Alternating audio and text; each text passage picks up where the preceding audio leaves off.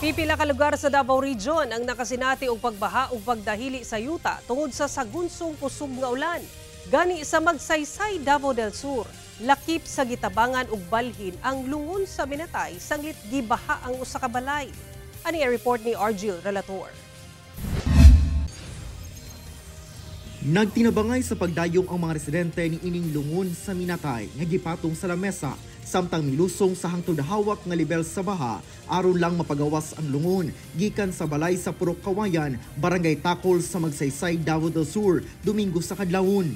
Gisulod naman gud sa baha ang balay kung asa dunay haya atul sa kusog nga ulan. Gibalhin ang lungon sa Barangay G. Hinoon, gibalik dayon kini sa ilang balay dihang mihubas na ang baha.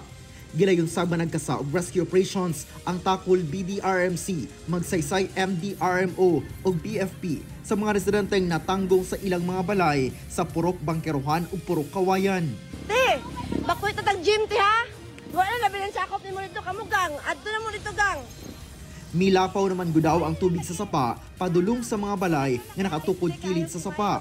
Midagayday ang baha paingon na sa kalsada. Temporaryong ipabakwit sa Barangay Gym ang mga apektadong residente. Ana sa 26 ka mga pamilya nga nagpuyo kilid sa sapa sa Purok Kawayan ang apektado.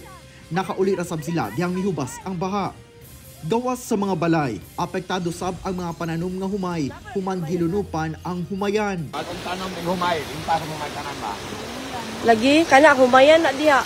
Sabado sa gabi, nagpagula og advisory ang MDRMO Don Marcelino sa mga motorista nga bugtong mga motorsiklo lang ang makaagi sa kalsada sa sitio sa Ladok, Barangay Kinanga sa Don Marcelino sa Davao Occidental.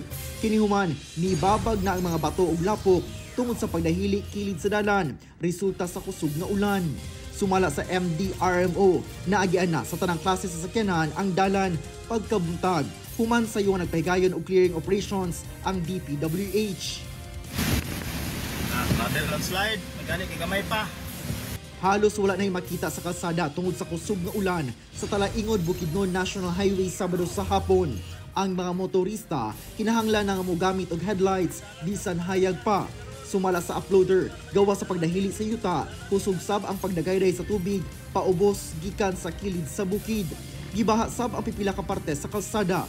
Sumala sa pag-asa, habagat ang nakaapekto sa dakong bahin sa nasod, labi na sa Mindanao. Ako si Argil Relator. 1 Mindanao.